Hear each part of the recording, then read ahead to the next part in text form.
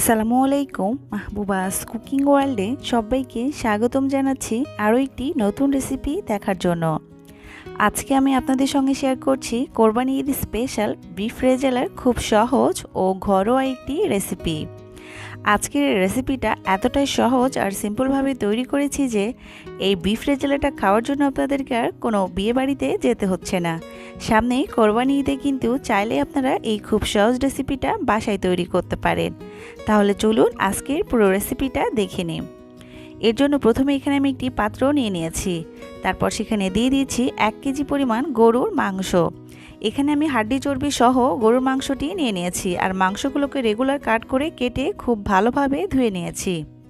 তারপর এখানে আমি দিয়ে দিচ্ছি 4 টেবিল চামচের মতো আদা রসুনের পেস্ট, সাথে দিয়ে দিচ্ছি 1 টেবিল চামচ পরিমাণ মরিচের গুঁড়ো, তারপর দিয়ে দিচ্ছি 2 চা চামচ পরিমাণ হলুদের গুঁড়ো, তারপর দিয়ে দিচ্ছি এখানে আমি 1 টেবিল চামচ পরিমাণ লবণ। লবণটা আপনারা আপনাদের স্বাদ মতো বাড়িয়ে কমিয়ে ব্যবহার করতে পারেন।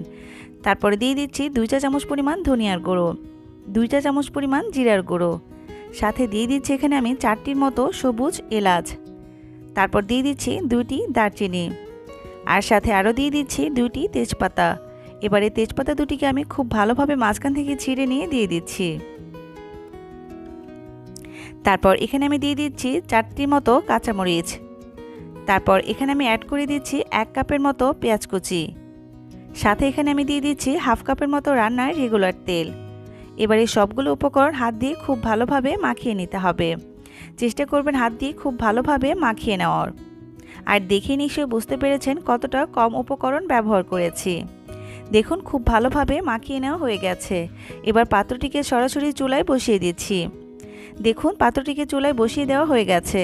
তারপর চুলার জাল হাই করে এটাকে আমি ঢাকনা দিয়ে ঢেকে 5 মিনিটের মতো রান্না করে নিচ্ছি, যাতে মাংস থেকে কিছুটা পানি বের হয়। দেখুন 5 মিনিট পরে ঢাকনাটি উঠিয়ে দেখিয়ে দিচ্ছি।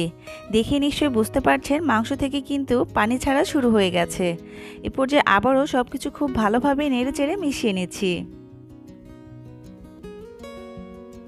দেখুন সবকিছু খুব ভালোভাবে নেড়েচেড়ে মিশিয়ে নেওয়া হয়ে গেছে।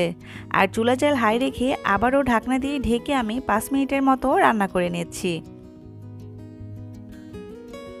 দেখুন 5 মিনিট পরে ঢাকনাটি উঠিয়ে দেখিয়ে দিচ্ছি। মাংস থেকে কিন্তু এই পর্যায়ে আরও অনেকটাই পানি বের হয়েছে। এ পর্যায়ে আবারও সবকিছু খুব ভালোভাবে নেড়েচেড়ে মিশিয়ে নিচ্ছি। তারপর এটাকে আবারও ঢাকনা দিয়ে ঢেকে খুব ভালোভাবে রান্না করে নিতে হবে, যাতে মাংসের মধ্যে থাকা সমস্ত পানি শুকিয়ে তেলগুলো ওপরে ভেসে আসে আর মাংসগুলোকে খুব ভালোভাবে কষিয়ে নেওয়া যায়। আর এরই ফাঁকে এখানে আমি বিফ রেজালার জন্য একটি মশলা তৈরি করে নিচ্ছি। এর জন্য প্রথমে এখানে দিয়ে দিচ্ছি 2 টেবিল চামচ পরিমাণ কাজু বাদাম, 1/4 কাপের মতো পেঁয়াজ বেরেস্তা, 2 টেবিল চামচ পরিমাণ কিশমিশ, আর সাথে দিয়ে দিচ্ছি 1/4 কাপের মতো টক দই।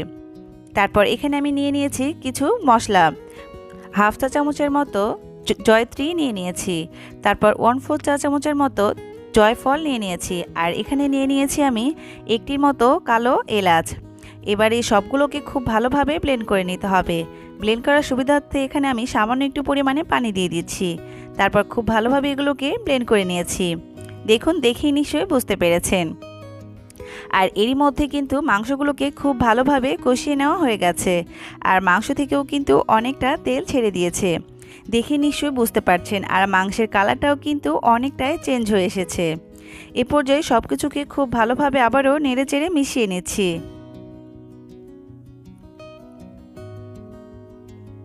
দেখুন খুব ভালোভাবে নেড়েচেড়ে মিশিয়ে নেওয়া হয়ে গেছে।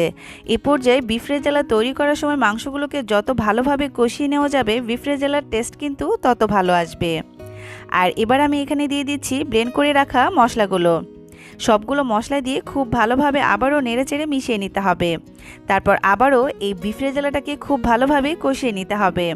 যত ভালোভাবে কষিয়ে নেওয়া যাবে বিফ রেজালার টেস্ট কিন্তু ততটাই ভালো আসবে। তাই চেষ্টা করবেন খুব ভালোভাবে মাংসগুলোকে কষিয়ে নেওয়ার। দেখুন খুব ভালোভাবে নেড়েচেড়ে মিশিয়ে নিয়েছি। তারপর আবারও ঢাকনা দিয়ে ঢেকে এটাকে খুব ভালোভাবে কষিয়ে নিয়েছি, যতক্ষণ না ওপর থেকে তেলগুলো ভেসে আসছে। দেখুন দেখেই নিশ্চয়ই বুঝতে পেরেছেন ওপর থেকে কিন্তু তেলগুলো ভেসে উঠেছে আর মাংসগুলো কিন্তু খুব ভালোভাবে কষিয়ে নেওয়া হয়ে গেছে। এ পর্যায়ে সবকিছু খুব ভালোভাবে নেড়েচেড়ে মিশিয়ে নিয়েছি। তারপর এখানে আমি অ্যাড করে দিচ্ছি 2 কাপের মতো গরম পানি। অবশ্যই চেষ্টা করবেন এখানে গরম পানি ব্যবহার করার। এ পর্যায়ে ঝোলটা আপনারা আপনাদের পছন্দ মতো বাড়িয়ে কমিয়ে ব্যবহার করতে পারেন। আমি এখানে গরম পানি ব্যবহার করেছি। আর মাংসগুলো সিদ্ধ না হওয়া পর্যন্ত এগুলোকে খুব ভালোভাবে রান্না করে নিতে হবে। প্রয়োজনে আরও পানি অ্যাড করে মাংসগুলোকে সিদ্ধ করে নিতে পারেন। দেখুন খুব ভালোভাবে ঢাকনা দিয়ে ঢেকে মাংসগুলো সিদ্ধ হওয়ার পরে ফিরে আসছি। দেখুন এই কিছুক্ষণ পরে আমি ফিরে এসেছি। আর এই পর্যায়ে কিন্তু মাংসগুলো খুব ভালোভাবে সিদ্ধ হয়ে গেছে। আমি অফ ক্যামেরায় মাংসগুলোকে চেক করে নিয়েছি। মাংসগুলো কিন্তু খুব ভালোভাবে সিদ্ধ হয়ে গেছে। আর দেখে নিশ্চয়ই বুঝতে পারছেন এটা গ্রেভিটা কতটা লোভনীয় হয়েছে। এ পর্যায়ে সব কিছু খুব ভালোভাবে নেড়েচেড়ে মিশিয়ে নিয়েছি।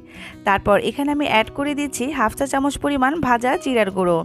অবশ্যই চেষ্টা করবেন এই ভাজা জিরার গুঁড়োটি অ্যাড করার। এতে করে কিন্তু বিফ রেজালার টেস্ট দ্বিগুণ বেড়ে যাবে। সব কিছু খুব ভালোভাবে আবারও মিশিয়ে নিয়েছি। আর তাহলেই দেখুন তৈরি হয়ে গেছে ভীষণ মজাদার আর লোভনীয় বিফ রেজালাটি। এবার এটাকে গরম গরম পরিবেশন করে দেখিয়ে দিচ্ছি। আপনারা এটাকে যে কোনোভাবে পরিবেশন করতে পারেন। আমি পরিবেশনের জন্য ওপর থেকে কিছুটা পেঁয়াজ বেরেস্তা দিয়ে দিচ্ছি। এটা সম্পূর্ণটাই অপশনাল, আপনারা আপনাদের পছন্দ মতো পরিবেশন করতে পারেন। তো তাহলে নিশ্চয়ই দেখেই বুঝতে পেরেছেন এটা তৈরি করা কতটা সহজ। আর ঘরে থাকা খুবই অল্প উপকরণে এই রেসিপিটা কিন্তু তৈরি করে নেওয়া যায়। তো আশা করছি এই সামনের কোরবানি ঈদে আপনারা এই সহজ রেসিপিটা বাসায় একবারের জন্য হলেও তৈরি করবেন। আর এই রকম বিফ রেজালা খাওয়ার জন্য আপনাদেরকে কিন্তু আর কোনো বিয়ে বাড়িতে যেতে হচ্ছে না।